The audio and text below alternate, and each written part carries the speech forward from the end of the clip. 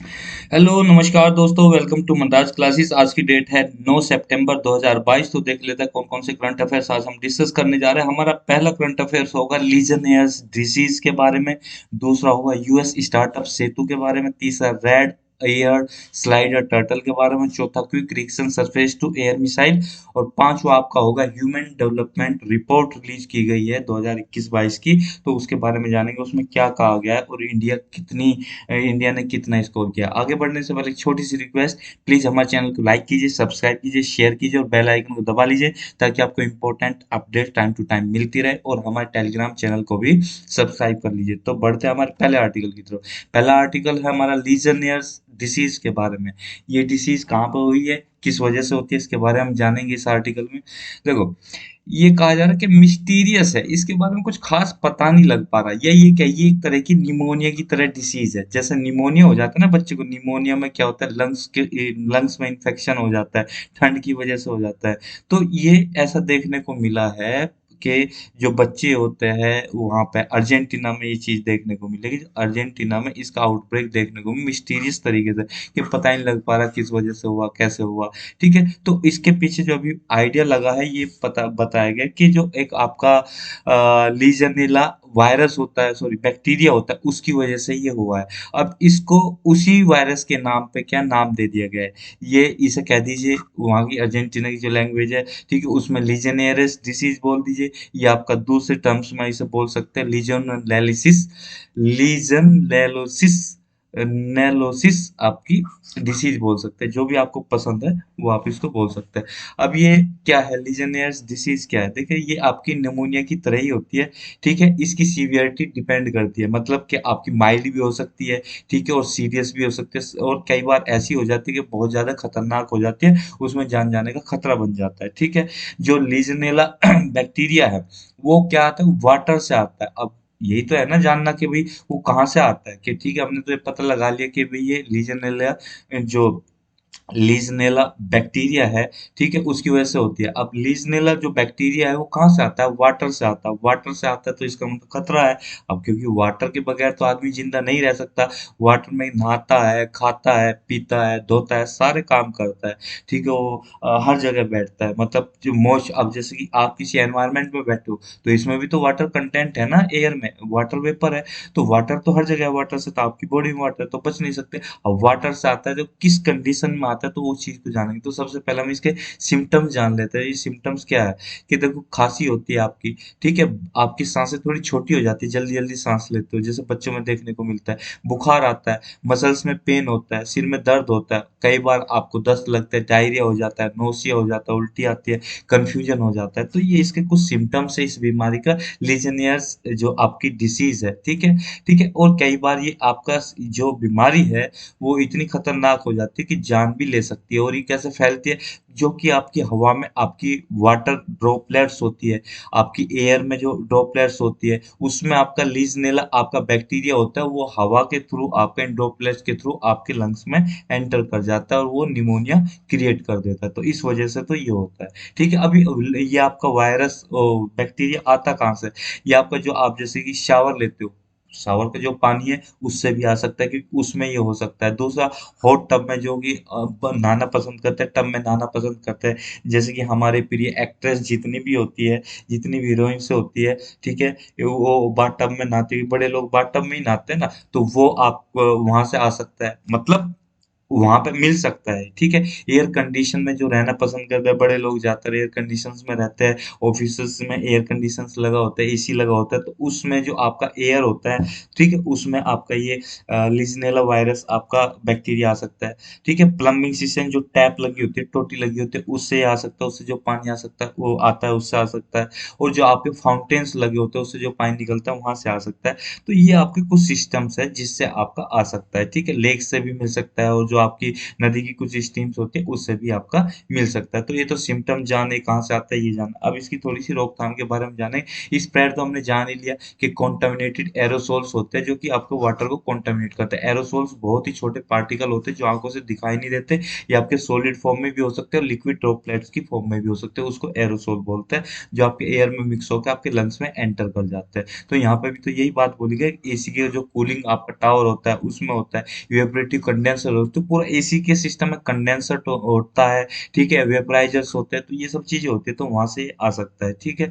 पूरा इंडस्ट्रियल जो कूलर होता है, कूलिंग सिस्टम होता है, चिलिंग सिस्टम होता है, वहां से आ सकता है, ह्यूमिडिफायर से आ सकता है, वर्लपूल, जो स्पास होते हैं आपके, स्पास मतलब जहाँ पे मसाज सिस्टम होते हैं, ये वहां से आ सकता है, ठीक है। अब इसका रिस्क यही है कि वो लोग जिनको जैसे कि हाई बीपी है, ठीक है, डायबिटीज है, मोटापे की बीमारी है, जिसको रेस्पिरेटरी प्रॉब्लम से सांस लेने प्रॉब्लम है, या पुल्मोनरी डिसीज है जिसको कोपीडी है, ठीक है, ऑब्स्ट्रक्टिव पुल्मोनरी डिसीज है, तो उनको ये आपका अटैक करेगी ज्यादा, ठीक है। बच्चों को ही नहीं, बड़ों को भी, उनको ये ज्यादा अटैक करती है। तो ऐसी सिचुएशन होती है कोमोर्बिडिटी। कोमोर्बिडिटी का मतलब वही होता है पहले से आपको ऐसी बीमारियां, क्रोनिक डिसीज जो ठीक नहीं होती है, जो आप पहले से ही मेडिकेशन पे चल रहे हो, तो टैबलेट ले रहे होते हो, दैट मीन्स आपका इम्यून सिस्टम वीक हो जाता है, ठीक है। अगर आपको कोई और वायरस टच करता है तो आपके लिए खतरनाक हो जाता है, तो इसलिए वायरस से बचना होता है ऐसे पेशेंट्स को। या ऐसी हैबिट्स है जैसे कि स्मोकिंग की, स्मोकिंग हैबिट्स रहेगी तो वो भी एक खतरनाक चीज है।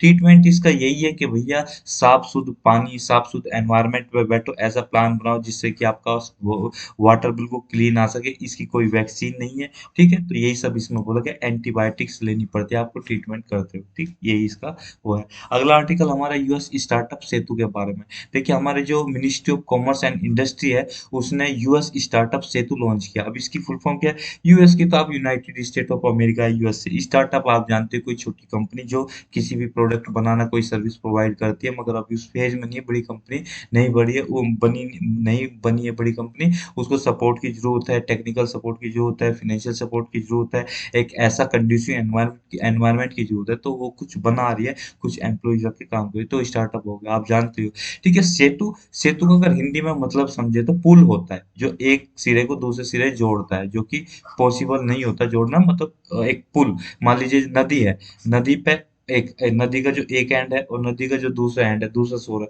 तो अब उसको पार करना है, नदी बहुत गहरी है, तो अब उनको पॉसिबल कैसे होगा कि सेतु बना दीजिए, पुल बना दीजिए, उस पर ब्रिज बना दीजिए, तो उसी को सेतु बोलते हैं। मगर इस सेतु की फुल फॉर्म यहाँ पे ये वो भी रीज नहीं है कि जो दो कोनों को जोड़ता है, दो सिरों को जोड़ता है, यहाँ पे इसकी फुल फॉर्म है supporting entrepreneurs in transforming and up skilling, ये ऐसा प्रोग्राम है। तो यानी कि एंटरप्रेन्योर जो होता है, जो आपका स्टार्टअप स्टेब्लिश करते हैं, स्टार्टअप को शुरू करते हैं, तो उनको सपोर्ट करता है, फाइनेंशियली टेक्निकल सपोर्ट देता है, ठीक है, जिससे कि वो आपका इस तरह का एनवायरनमेंट बना सके, पूरा इकोसिस्टम तैयार हो जो कि ट्रांसफॉर्मेशन ला सके सोसाइटी में, ठीक है। एंटरप्रेन्योरशिप का जो आपका कल्चर बना हो उसमें ट्रांसफॉर्मेशन ला सके और अप स्किलिंग कर सके। अप स्किलिंग का मतलब हो कि कोई स्किल है किसी के पास, उसकी स्किल को एक्स्ट्रा स्किल देना, ठीक है, स्किल्स को बढ़ा दिया आपने। मान लीजिए मैं इंजीनियरिंग जानता हूँ, अगर मैं मेडिकल लाइन यानी कि मैं डॉक्टरी कर लूँ तो मेरी अप स्किलिंग हो गई।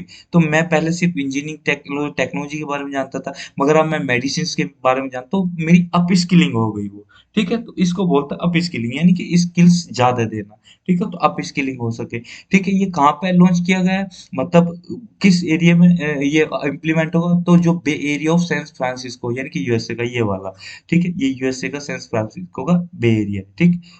ये नॉर्दर्न बे होगी, ये ईस्ट बे होगी, ये साउथ बे होगी, ठीक है, ये आपको पूरा बे एरिया हो गया, ठीक है। तो इसमें ये यहाँ पे वर्क करेगा। अब इसके बारे में थोड़ा सा आगे जानते हैं, बढ़ते हैं, ठीक है। ये इंडियन गवर्नमेंट का इनिशिएटिव है और किसने लॉन्च किया? Ministry of commerce and industry ने लॉन्च किया, ठीक है। अब इसमें क्या होगा कि जो स्टार्टअप्स है इंडिया में, उसको कनेक्ट कर पाएंगे हम किसके साथ? जो यूएस में इन्वेस्टर बैठे हुए हैं बड़े बड़े, ठीक है। अब देखो आप क्या है, जब आप कोई कंपनी स्टार्ट करते हो तो आपको बहुत सारी हेल्प चाहिए होता है।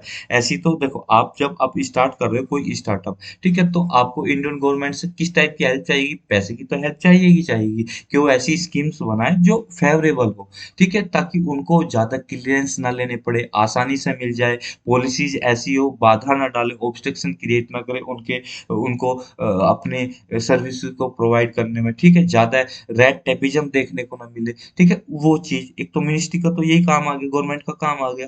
दूसरा है कि आपको पैसा चाहिए कंपनी को चलाने के लिए, एडवर्टाइजमेंट चाहिए, उसमें आपकी एक्सपर्टाइज चाहिए उस फील्ड में, तो वो कहाँ से मिलेगी? वो आपको मिलेगी आपकी कि जो बड़े-बड़े इन्वेस्टर्स होते हैं, जैसे आपके डेवलप कंट्रीज में बैठे, जैसे यूएस हो गया, ठीक है, यूएस बेस्ड इन्वेस्टर हो गए, और ऐसे लीडर्स चाहिए जो सपोर्ट कर सके, अपनी एक्सपर्टाइज दे सके, यानी कि मेंटरशिप प्रोवाइड कर सके, जिससे कि आपको फंडिंग मिल सके, मार्केट की एक्सेस मिल सके, और आपकी कंपनी का कॉमर्शलाइजेशन हो सके, आपके प्रोडक्ट का कॉमर्शलाइजेशन हो सके। तो यही बोला गया है। इसका सिग्निफिकेंस यही होगा। तो जियोग्राफिकल जो बैरियर्स है यूएस के मेंटरशिप के, कि भाई यूएस के मेंटर जो है कि भाई एक एक पर्टिकुलर एरिया में ही अपना वो दे सकते हैं, तो अब ये बैरियर, जियोग्राफिकल बैरियर आपका वो क्या नाम, डेस्ट्रॉय हो जाएगा एक तरह से, कि आप दूसरे कंट्रीज में भी अपनी मेंटरशिप दे सकते हो इसके थ्रू। तो एक तरह से सेतु सेतु मतलब यहाँ पर आ गया ना, वही सेंस आ गया ना, कि कनेक्ट कर दिया, यूएस को कनेक्ट कर दिया, इंडिया से कनेक्ट कर दिया, तो एक कनेक्शन कोई दो चीजों के बीच में बना, तो उसको क्या बोलते हैं? सेतु, ब्रिज बोलते हैं ना। तो उसी तरह का ये काम हुआ है, ठीक। तो यहाँ पे ये बोल दिया जो एंटरप्रेन्योरशिप में इन्वेस्ट करेगा, ठीक है, अब इंटेक्शन करेगा, इंटेक्शन किसके थ्रू करेगा? एक मेंटरशिप पोर्टल है जिसका नाम मार्ग है। अब मार्ग की फुल फॉर्म क्या है? ये किसके अंडर आता है? ये आपका स्टार्टअप इंडिया इनिशिएटिव के अंदर आता है। तो इसकी फुल फॉर्म आप देखो तो क्या है कि मेंटरशिप एडवाइजरी, के मेंटरशिप भी देगा, मतलब गाइडेंस देगा, एडवाइस करेगा, असिस्टेंस देगा, पैसे की टेक्निकल रेजिलियंस प्रोवाइड करेगा, और ग्रोथ इससे होगी होगी। जब आपको इतनी सारी सुविधाएं मिल जाती है तो ग्रोथ तो आपकी होगी। तो एक तरह से आप ये कह सकते हो ये वन स्टॉप सॉल्यूशन हो जाएगा, किन के लिए? जो स्टार्टअप आपका रन कर रहे हैं उनके लिए। अब इसकी नीड क्यों पड़ी? नीड इसलिए पड़ी कि आपने देखा होगा, अगर नहीं देखा तो मैं बता रहा हूँ, कि जितने भी स्टार्टअप शुरू होते हैं, मान लीजिए आपके 100% 100 स्टार्टअप शुरू हुए, तो 100 में से लगभग 90% स्टार्टअप तो आपकी स्टार्टिंग फेज में ही दम तोड़ देते हैं। और वो दम किस वजह से तोड़ते हैं? उसमें से आधे से ज्यादा तो उनको फंडिंग नहीं मिल पाती, इस वजह से वो दम तोड़ देते हैं स्टार्टिंग एज में ही, ठीक है। तो इस वजह से, क्योंकि उनको एक एक्सपर्टाइज हासिल नहीं होती, एक्सपीरियंस हासिल नहीं होता, बिजनेस को कैसे हैंडल करना है, ठीक है, उनको गाइडेंस नहीं मिल पाता, ठीक है, एक मोरल सपोर्ट नहीं मिल पाती। जब आदमी थकता है, हारता है ना, तो उसको सपोर्ट की जरूरत होती है, पैसा ही नहीं, और भी कई सारी सपोर्ट की जरूरत होती है। तो इसलिए मेंटरशिप बहुत ज्यादा जरूरी है। पैसे की हेल्प तो जरूरी है, पर मेंटरशिप भी बहुत ज्यादा जरूरी है हर तरह से। तो इसलिए इंडिया जो है आपका एक बहुत बड़ा स्टार्टअप का हब बन रहा है, डेस्टिनेशन बन रहा है। तो उसको तो इस चीज की जरूरत है ही कि कोई उसको गाइड करे, कोई उसको पैसा प्रोवाइड करे। गवर्नमेंट तो प्रोवाइड कर ही रही है, वो पॉलिसीज बना रही है, और फाइनेंशियल असिस्टेंस भी प्रोवाइड कर रही है, पर आपको ऐसे भी तो इन्वेस्टर चाहिए। गवर्नमेंट तो एक लेवल से ज्यादा नहीं कर सकती ना, अब सारा पैसा तो गवर्नमेंट आपको ही नहीं देगी, तो आपको इन्वेस्टर ढूंढने होंगे। तो इन्वेस्टर कहाँ से ढूंढोगे? तो दूसरी कंट्रीज से। दूसरी कंट्रीज जो आपकी डेवलप कंट्रीज है, कौन सी डेवलप कंट्रीज है? यूरोपियन कंट्री, वेस्टर्न कंट्रीज जो है आपकी, यूएसए हो गए, तो वहां से ही लोगे ना, वहां पे तो बड़े बड़े इन्वेस्टर बैठे हुए, तो उनसे मदद लोगे। तो इसलिए एक जरूरत महसूस हुई, क्योंकि इंडिया जो है, आपने देखा होगा पिछले 4-5 साल में बहुत ही स्टार्टअप्स का हब बन के उभरा है। तो यही चीज इसमें बोली गई है कि गवर्नमेंट का जो इनिशिएटिव है, ये इंडिया को क्या है, एक तरह स्टालवार्ट्स जो आपके बैठे हैं, और एक्सपर्ट्स जो बैठे हैं, तो वो इसकी हेल्प करेगी इंडिया की, ठीक है। ये बोला गया। अगला आर्टिकल हमारा रेड ईयर्ड स्लाइडर टर्टल के बारे में। तो दो चीज के बारे में नाम लूंगा मैं, टर्टल, एक टोर्टोइस, ठीक है। इन दोनों में थोड़ा थोड़ा डिफरेंस है। जो टर्टल होते हैं, टर्टल तो आपके होते हैं, ये थिनर होते हैं, ठीक है, और ज्यादातर ये आपके वाटर डायनेमिक शेल्स इनकी होती है, कि वाटर में अपना ये इस तरह से मैनोवर कर सकते हैं, थोड़ा सा इधर उधर घूम सकते हैं, उस टाइप के मतलब ये होते हैं। उसी तरह से इनका डिजाइन बन जाता है नेचर के अकॉर्डिंग, ठीक है। और जो टोर्टोइज होते हैं वो ज्यादा राउंडेड होते हैं, गोल होते हैं, ठीक है, पूरे गोल 100% नहीं, पर गोल होते हैं, उनकी डोम शेल होती है, इस टाइप की शेल होगी, और गोल होंगे, पूरे राउंडेड होंगे, तो वो हो गए, ठीक है। तो इस टाइप की ये तो हो गए आपके टोर्टोइज। और टर्टल थोड़े से लंबे होंगे, मान लो शेल उनकी होगी इस टाइप की हो जाएगी, शेल लंबी शेल होगी, पतली होगी, तो वो डोम टाइप नहीं होगी, मतलब पतले होंगे शेल, तो इस तरह से। तो आपको थोड़ा सा हल्का सा डिफरेंस समझ में आ गया। तो दो चीजें यहाँ पे, टर्टल और टोर्टोइज, तो दोनों में डिफरेंस होता है। हालांकि हम जनरल उसमें दोनों को एक ही चीज बोल देते हैं, हाँ टर्टल टर्टल एक ही बात है, ठीक है। अब रेड ईयर, रेड लाल होता है, या ऑरेंज भी यहाँ पे बोल दो, ऑरेंज कलर भी थोड़ा सा यहाँ पे देखने को मिलेगा, या सिंपल हम रेड की बात कर, रेड कलर, ईयर्ड मतलब कान, ठीक है। स्लाइडर जो फिसल जाता है, क्या ना, हल्का सा चंपत होले, चलो खिसक लो, कहते हैं ना कि जल्दी से खिसक ले यहाँ से। तो कौन सी ऐसी सिचुएशन है जब आपको खतरा दिखाई देता है, कोई आपको डांटता है, कहते हैं ना अब खिसक ले यहाँ से, 2 सेकंड के अंदर खिसक ले, चंपत होले। आपने खतरा भापा और आप आराम से चुपचाप खिसक लिए, फिसल के खिसक लिए। तो वही यहाँ पे कंसेप्ट आ रहा है कि यहाँ पे क्या हुआ है, एक्सपर्ट ने कुछ अपनी चिंता जाहिर की है। जो इनके एक्सपर्ट होते हैं, जो आपके एनवायरमेंटलिस्ट होते हैं, उन्होंने चिंता जाहिर की कि अगर इनकी प्रेजेंस जो आपकी इन्वेजिव स्पीसीज है, यानी कि देखो अगर इंडिया है, इंडिया का कोई आपकी बायोडाइवर्सिटी है, वहाँ पे जो टोरटोइज या आपके टर्टल मिलते हैं, तो इंडिया के नेटिव स्पीसीज है। मगर वहाँ पर कोई आपकी एलियन स्पीसीज आ जाए, यानी कि वो इंडिया की नहीं है, दूसरे देश की है या किसी दूसरी कंट्री से आई है, तो वो एलियन है, वहाँ की बायोडाइवर्सिटी के अनुकूल नहीं है, उसके फेवरेबल नहीं है। तो वो हो सकता है उसकी खाने की हैबिट कुछ अलग हो, उसकी जो एक्टिविटी है पूरे दिन की रात की कुछ अलग हो, उसकी एक्टिविटी नोटी टाइप हो, या वो आपकी कार्निवोरस टाइप की स्पीसीज हो, वो आपकी हर्ब्स ना खाता हो। तो जो यहाँ की नेटिव स्पीसीज होगी इंडिया की, उन्हें तो खतरा हो जाएगा ना। मान लीजिए वो तो हर्ब खाती है और ये कार्निवोर्स है, तो ये आपके मांस खाते हैं, कोई छोटे कीड़े मकोड़े खाते हैं, तो नेटिव स्पीसीज को खतरा हो जाता है। तो यहीं पे ये बोला कि इनकी प्रेजेंस आपकी जो इन्वेजिव स्पीसीज है और नॉन नेटिव है, जो हमारे यहाँ की नहीं है, और इन्वेजिव हुई ना, वो तो दूसरी जगह से आई है, तो उसकी प्रेजेंस जो आपके रेड ईयर साउथ टर्टल है, ये इनकी प्रेजेंस जो है आपकी नेटिव स्पीसीज को क्या है, खतरा है। तो एक एक्सटिंक्शन कर देगा, किसका, नेटिव स्पीसीज का। ठीक है, तो यही बोला गया है, जो रेड नॉन आपकी इन्वेजिव जो south red year slider turtles है, ये आपकी नेटिव स्पीसीज को खतरा प्रोवाइड करेगा। तो अब यहाँ पे हम जानते हैं कैसे खतरा प्रोवाइड करेगा। पहले हम जान लेते हैं इंडिया में कितने टर्टल और कितने टोटाइज की स्पीसीज मिलते हैं। ये बोल रहा है यहाँ पे लगभग 29 फ्रेश वाटर टर्टल्स आपको इंडिया में देखने को मिलेंगे। ठीक है, इतनी स्पीसीज आपको देखने को मिलेगी, जिसमें से टोटाई स्पीसीज 356 टर्टल आपको देखने को, टोटोइज स्पीसीज के 356 टर्टल आपको देखने को मिल जाएंगे। और ओवरऑल अगर वर्ल्ड वाइड लेवल पर आप बात करते हो, तो 80% उसमें से थ्रेटेंड कैटेगरी में आते हैं, यानी इनको बहुत बड़ा खतरा है, थ्रेटेंडेड स्पीसीज है। ठीक है, आगे बढ़ते हैं। अब हम ये लाल कान वाला जो चंपत हो जाता है, आसानी से फिसल जाता है, उस टर्टल के बारे में डिस्कस करते हैं। अगर हम इसको नाम दे तो रेड ईयर आपका स्लाइडर टर्टल। ठीक है, अब रेड ईयर स्लाइडर टर्टल ये ज्यादातर एक्वेटिक एनिमल है, प्राइमरी मुख्यतः तो एक्वेटिक है, मतलब पानी में ही देखने को मिलता है। ठीक है, अब ये क्या करता है, जब पानी से बाहर आता है कि अपनी धूप और हवा लेने के लिए, कहते हैं ना आप अपनी गुफा से बाहर आना, कि भैया कभी गुफा से ही बाहर निकलो, दुनिया देखो, बाहर निकल के दिन दुनिया में बैठो थोड़ा सा। तो अपनी ये पानी से बाहर निकल के आता है, तो कहीं किसी रॉक पे बैठ जाएगा, किसी लकड़े पे बैठ जाएगा, लकड़ी पे बैठ जाएगा, बड़े जो लक्कड़ होते हैं जंगल में, ठीक है, लोग जिन्हें हम बोलते हैं, उस पे बैठ जाएगा हवा पानी खाने के लिए, धूप खाने के लिए। तो यही बोल रहे हैं ना, बास्किंग, बास्किंग मतलब हवा पानी खाना, ठीक है, धूप खाना, तो मतलब बाहर आके धूप सेकना, तो वही बास्किंग बोलते हैं उसको। ठीक है, तो ये जो है, अब आप क्या करते हैं, तो एक दूसरे के ऊपर आके बैठ जाएंगे। ठीक है, ये अगर इन्हें कोई खतरा महसूस होता है, स्टार्टर्ड बाय द साउंड या site of the potential predator, किसी खतरे को ये अगर महसूस करते हैं, तो आसानी से जो ये लकड़ी पे बैठे, मान लीजिए लकड़ा है, इस पे ये बैठा हुआ है आपका खरगोश, यहाँ पे बैठा हुआ है, ये खरगोश नहीं बना, कुछ और ही बन गया, तो यहाँ बैठे तो आराम से उस लकड़ी से फिसल कर पानी के अंदर तुरंत घुस जाएगा।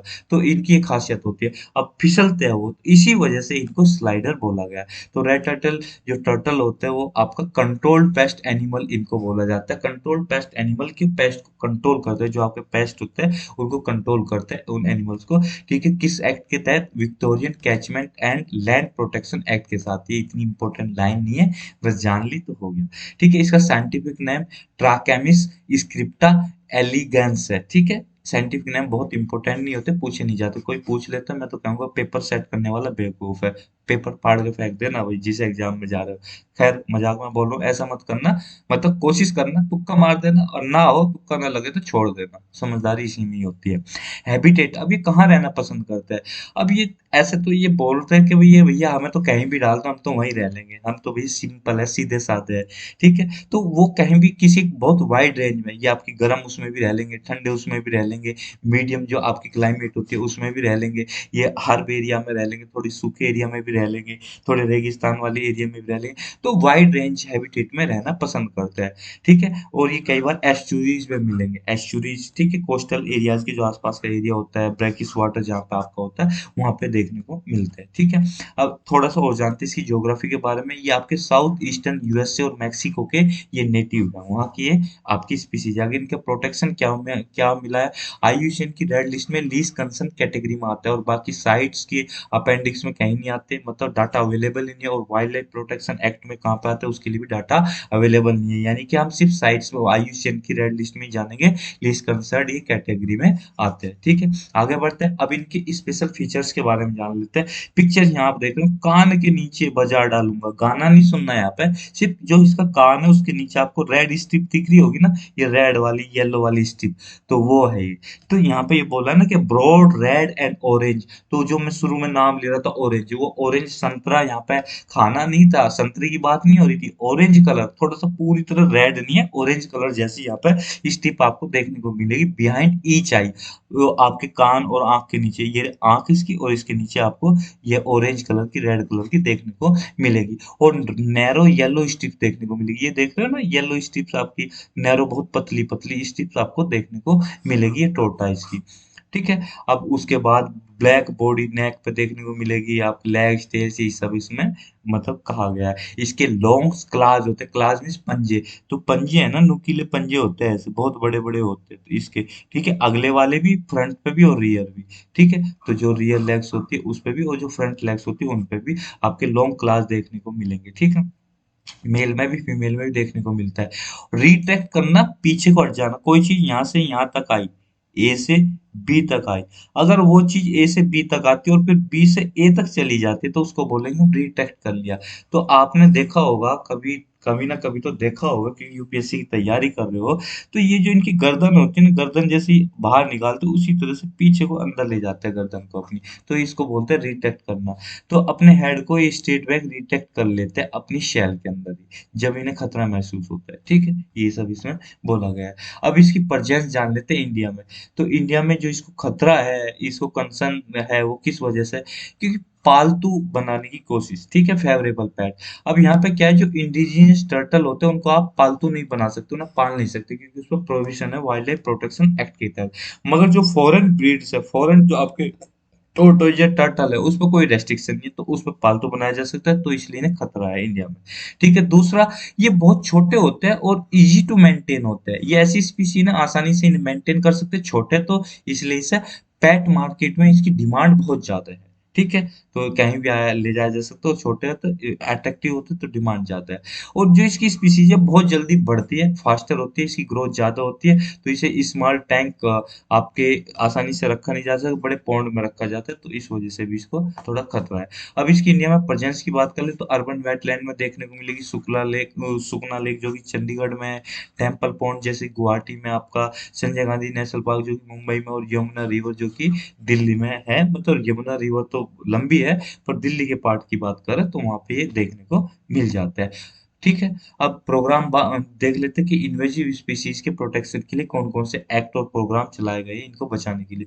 कार्टेजिना प्रोटोकॉल जो कि बात करता है आपकी बायोडाइवर्सिटी को बचाता है, बायोलॉजिकल बायोडाइवर्सिटी को। देखो यहाँ पे जो मैंने वर्ड आपके हाईलाइट किया है ना, ये बहुत ही इंपॉर्टेंट वर्ड है, यूपीएससी यही खेल जाएगी, वर्डों पर खेलती है यूपीएससी। वो ये नहीं पूछेगी कार्टेजिना प्रोटोकॉल किस चीज से रिलेटेड है, वो पूछेगी बायोफ्यूल से रिलेटेड है, बायोसेफ्टी से रिलेटेड है, या आपका एनवायरमेंट में गैसेस से रिलेटेड है, या आपका इन्वेजिव स्पीसीज से रिलेटेड है, या आपका क्या नाम है, जो ये आपके लिविंग मॉडिफाइड ऑर्गेनिज्म को वो प्रोहिबिट करती है, किस चीज से रिलेटेड है, तो यहाँ पे यही बोला है कि प्रोटेक्ट करती है बायोलॉजिकल डाइवर्सिटी को। और जो पोटेंशियल वो होते हैं, जो पोज किसकी वजह से होती है, आपकी थ्रेट पोज की जाती है किसकी वजह से, लिविंग मॉडिफाइड आपका ऑर्गेनिज्म जो होती है, मॉडर्न बायोटेक्नोलॉजी का यूज करके हम किसी भी स्पीसीज को मॉडिफाई कर रहे हैं और उसको हम आपका बायोडाइवर्सिटी में छोड़ देते हैं पलने फूलने के लिए, तो दूसरी स्पीसीज के लिए वो रिस्क हो सकती है। तो इसलिए लिविंग मॉडिफाइड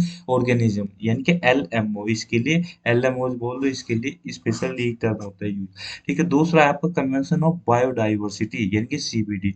ये आपका कब एडॉप्ट किया गया था? जो अर्थ समिट हुई थी रियो डी जेनेरियो में 1992 में, उसमें आपका एक्सेप्ट किया गया था। आर्टिकल 8H जो है कन्वेंशन का, ये कहता है कि प्रिवेंट करता है इंट्रोडक्शन किसी भी इन्वेजिव स्पीसीज को, उसे कंट्रोल करता है या इराडिकेट करने की कोशिश करता है एलियन स्पीसीज को जो कि इकोसिस्टम को थ्रेट कर रही है, किसी भी हैबिटेट को या स्पीसीज को थ्रेट कर रही है। तो convention of biodiversity, biological diversity, ये काम करता है। Convention on conservation of migratory species यानी कि सीएमएस, जिसे हम बॉन कन्वेंशन भी बोलते हैं, जो कि 1979 में आया था। ये इंटर गवर्नमेंटल ट्रीटी है।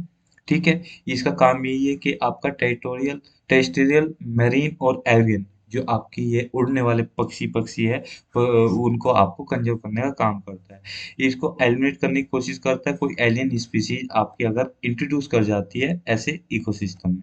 ठीक है, एक है आपका साइट्स। ठीक है, साइट्स की full form convention of international trade in endangered species of wild species of wild fauna and flora. ठीक है, उसमें ये इन्वेजिव स्पीसीज के बारे में कोई काम का, और रामसर कन्वेंशन तो आप जानते ही हो। तो आगे बढ़ते हैं। ठीक है, क्वेश्चन है जो कि 2019 में पूछा गया, इसी चीज से रिलेटेड है। इसमें पूछा गया था कंसीडर द फॉलोइंग स्टेटमेंट। पहला है आपका some species of turtles are herbivores. इसमें बोला है कि कुछ स्पीसीज टर्टल के हर्बीवोर्स होती है जो कि शुद्ध शाकाहारी होते हैं, घास फूस ही खाते हैं। तो हो सकता है, हाँ बिल्कुल हो सकता है, क्योंकि ऐसा तो नहीं ना सारे ही आपके टर्टल जो है मांस ही खाते होंगे, कीड़े मकोड़े भी खाते होंगे, हर्बीवोर घास फूस भी खाते होंगे। Some species of fish are herbivores, यानी कुछ फिश की स्पीसीज हर्बीवोर्स होती है। हाँ ये भी हो सकता है, क्योंकि आप 100% तो कह नहीं सकते। ठीक है, some species of marine mammals और आर हर्बीवोर्स, बिल्कुल सही है, क्योंकि मरीन मैमल्स सारे ही थोड़ी आपके मांस खाते हैं। वो आपकी छोटे मोटे घास फूस पे, और जो आपके नीचे वो पेड़ पौधे होते हैं, मरीन लाइफ होती है, उस पे जिंदा रहते हैं। Some species of snakes are viviparous. Viviparous उन्हें कहते हैं जो कि आपके जैसे कि सीधे जो लाइव यंग्स को जन्म देते हैं, जैसे कि लेडीज होती है, लेडीज अंडे तो नहीं देती ना, वो सिंपल बच्चे को जन्म देती है, लड़का हो या लड़की, वो बच्चे यानी कि जिंदे इंसान को जन्म देती है, तो उसको बोलते हैं विविपेरस। ठीक है, तो जो अंडे नहीं देते, सीधा इंसान को लाइव यंग्स बोलते हैं, उनको सीधा बच्चों को जन्म दे रहे हैं। तो स्नेक्स ऐसे होते हैं, दोनों टाइप के होते हैं, जो अंडे भी देते हैं और लाइव यंग्स को भी जन्म देते हैं। हाँ ये भी सही है, तो यानी कि हमारे चारों ही ऑप्शंस सही हो जाते हैं, तो आंसर आपका डी हो जाता है। ठीक है, कॉमन सेंस का क्वेश्चन था, इसमें ज्यादा दिमाग नहीं लगाना होता, 2019 में पूछा गया था। अगले आर्टिकल हमारा quick reaction surface to air missiles के बारे में। क्विक रिएक्शन से मतलब है कोई भी आपकी आहट पे तुरंत एक्टिव हो जाना, तुरंत रिएक्शन देना, तुरंत एक्शन ले लेना, उसको ही क्विक रिएक्शन बोलते हैं। सरफेस टू एयर मिसाइल, अब यहाँ पे सिंपल सा कंसेप्ट है कि ये सरफेस से एक्ट करेगी और एयर में कोई टारगेट होगा उसे हिट करेगी, तो सरफेस टू एयर मिसाइल। और मिसाइल है ये आप देख रहे होंगे, देखो चलते हुए काम करती है। देखो यहाँ पे माउंट कर रखी है ना, ये ट्रक है आपका, आर्मी का ट्रक है, व्हीकल है, तो इसके ऊपर ये माउंट कर रखी है। तो अगर कोई आपका आर्मी के ऊपर कोई अटैक होता है एयर में, या दुश्मन देश से, तो वो अटैक करता है, जैसे कि मान लीजिए हमारा दुश्मन देश जो पाकिस्तान है, जो हमारा नेबर कंट्री है, तो अगर वहां से कोई, जैसे कि वहां पे जम्मू या कश्मीर या कुपवाड़ा, ये ऐसे इलाके में आपका आर्मी का दस्ता जा रहा है हमारे, तो अगर वहां जो दस्ता जा रहा है और वहां से कोई मिसाइल आती है पाकिस्तान की तरफ से, तो ये क्या करेगा, क्विकली उसे रेस्पॉन्ड करेगा, तो तुरंत ही उसे एयर में ही डिस्ट्रॉय कर देगा। तो वो क्योंकि इसके पास दो रडार होते हैं, एक वो 360 पे घूमते रहते हैं, दोनों रडार इसके ऊपर ही लगे होते हैं।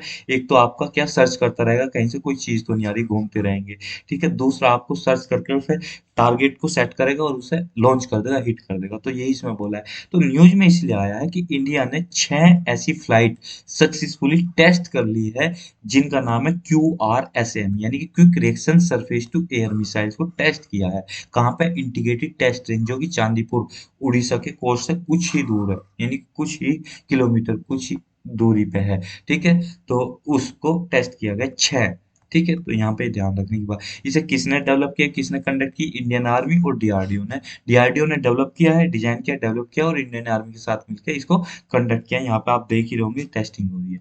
ठीक, ये है आपका सिस्टम। आगे बढ़ते हैं। अब इसके बारे में जान लेते हैं। इसका जो ये पूरा जो सिस्टम है, quick reaction surface to air missile system है, कैनिस्टर में एक तरह से वो पैक्ट होता है।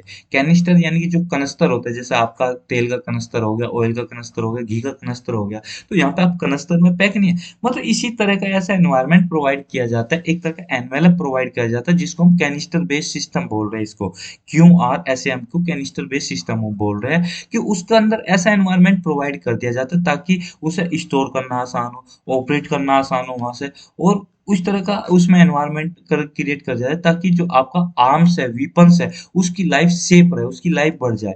ठीक है, उसको कंट्रोल आसानी से किया जा सके, और उसको स्टोरेज आसानी से किया जा सकता है, और उसको पोर्टेबल होता है, कहीं भी आसानी से लेके जाया जा सकता है, तो कैनिस्टर सिस्टम ऐसा बोला जाता है। ठीक है, ये सब चीजें इसमें बोली गई है। ये डिटेक्ट कर लेता है, ट्रैक कर लेता है, टारगेट्स को अपना हिट कर देता है, चलते चलते कर लेता है। एक तो होता है कि आपने कहीं पे पहाड़ी के ऊपर रख दी कोई चीज, और वो आपको सर्च कर रहा है, वहीं घूम घूम के देख रहा है कि इधर कुछ तो नहीं आ रहा है, इधर कुछ तो नहीं है, इधर कुछ तो नहीं है, मगर ये ऐसा सिस्टम नहीं है। ये सिर्फ आपका गाड़ी पे, मैंने दिखाया था ना पिछली साइड में, गाड़ी के ऊपर ये माउंटेड है और चलते चलते ही ट्रैक करता है। ठीक है, कहता है व्हाइल ऑन मूविंग। तो इसकी रेंज के बारे में जानते हैं, शॉर्ट रेंज है इसकी। ठीक है, इसे डेवलप किया है डीआरडीओ ने। ठीक है, प्रोटेक्ट करता है, शील्ड करता है, जो आपकी आर्मर्ड कॉलम जा रहे होता है, जो दस्ता जा रहा होता है, जो वेपनरी जा रही होती है इंडियन आर्मी की, उसको प्रोटेक्ट करता है।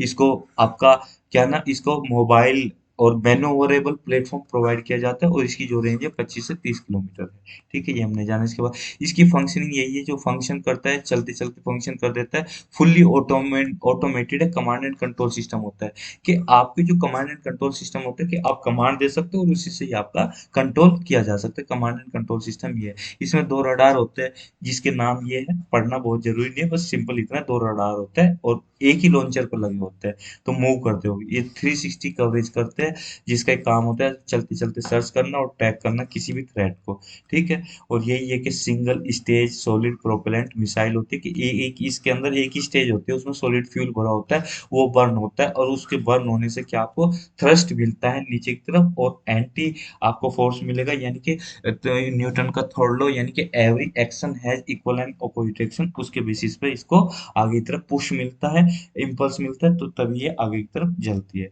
ठीक है, तो ये था हमारा अगला आर्टिकल हमारा ह्यूमन डेवलपमेंट रिपोर्ट 2021-22 के बारे में। इसमें क्या बोला है, देखिए अभी ह्यूमन डेवलपमेंट रिपोर्ट 2021-22 रिलीज की गई, उसमें इंडिया की रैंक डाउन आई है। अब डाउन इसलिए नहीं आई कि इंडिया अच्छा परफॉर्म नहीं कर रहा, डाउन इसलिए आई है क्योंकि देखो यहाँ पे ओवरऑल ग्लोबल जो रैंक है आपकी, वो भी डाउन देखने को मिली है। अब ऐसा थोड़ी पूरा ग्लोबल वर्ल्ड ही आपका अच्छा परफॉर्म नहीं कर रहा, जो वेस्टर्न कंट्रीज है उन्हें तो करना चाहिए, पर उनके ऊपर भी इफेक्ट देखने को मिला है।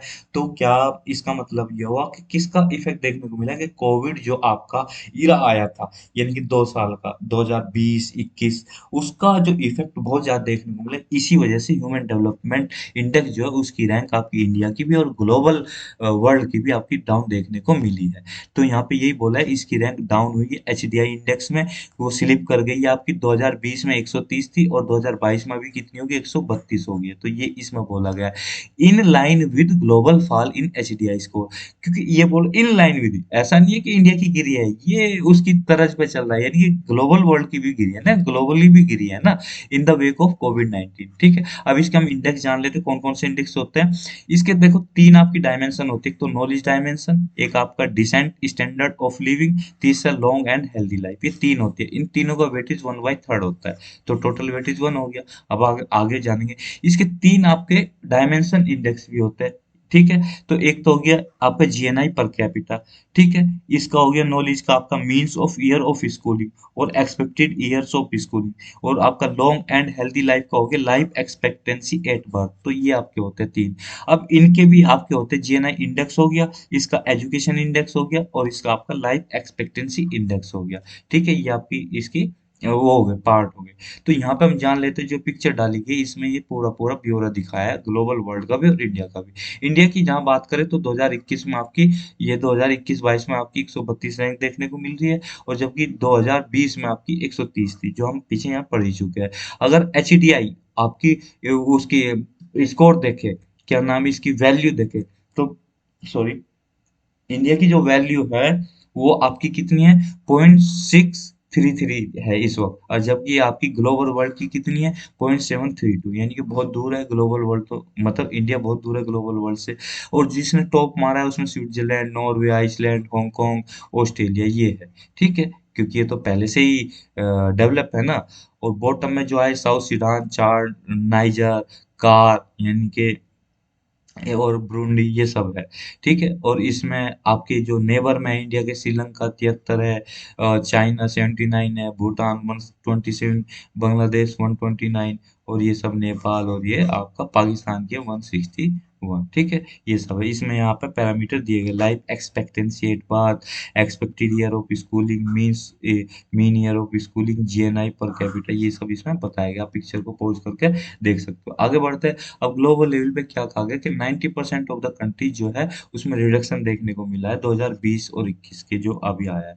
क्योंकि जो sustainable global sustainable development goal है उनको अचीव करने में थोड़ा सा रिवर्स गियर में पूरा वर्ल्ड देखने को मिला है।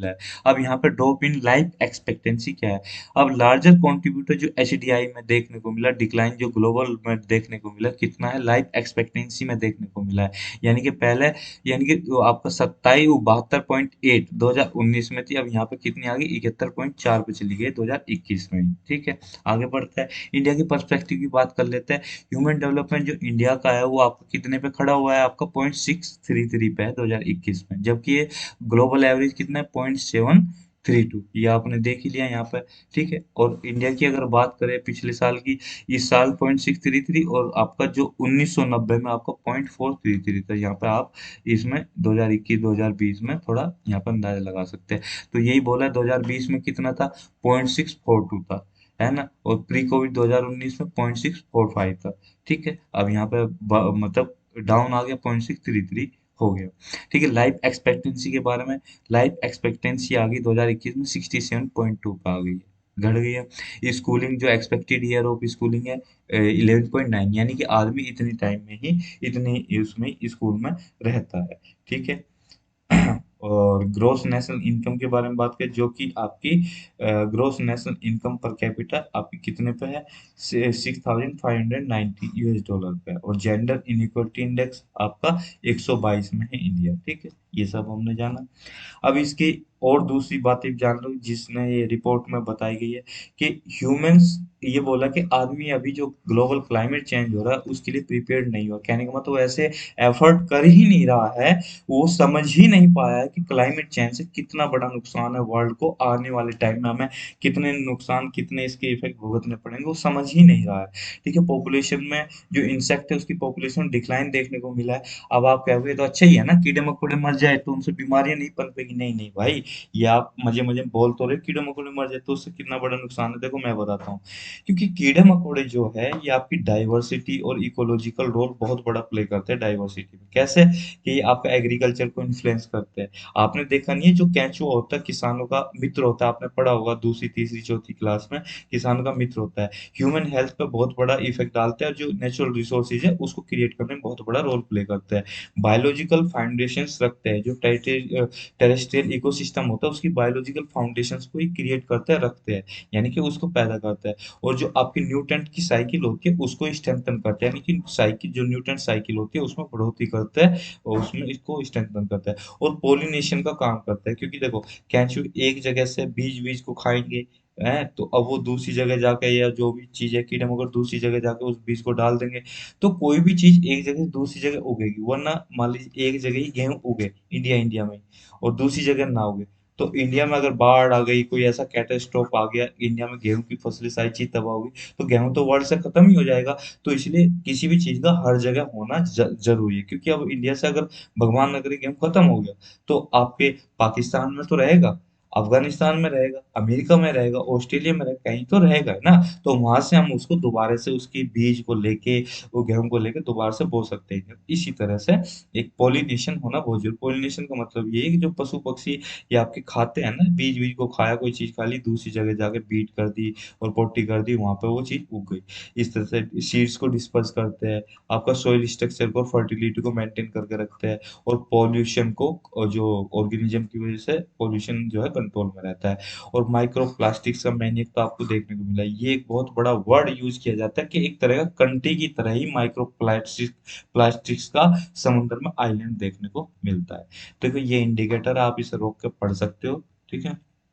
कि हेल्थ के अंदर कितने आते हैं, न्यूट्रिशन, चाइल्ड मोर्टेलिटी, एजुकेशन के अंदर year of schooling, school attendance, और स्टैंडर्ड ऑफ लिविंग के अंदर आपका cooking fuel, sanitation, drinking water, electricity, housing, assets, और इनका वेटेज कितना कितना है। क्वेश्चन पूछा भी जा सकता है, तो एक बार इसे जरूर पढ़ लेना थोड़ा थोड़ा, ठीक है ना। अगला इसी के ऊपर क्वेश्चन है, तो क्वेश्चन ये पूछा गया था 2012 में कि multi dimensional poverty index developed by the Oxford poverty and human development initiative with UNDP support covers which of the following. ये कौन कौन सा कवर करता है, मल्टी डायमेंशनल जो पॉवर्टी इंडेक्स होता है किस किस को कवर करता है।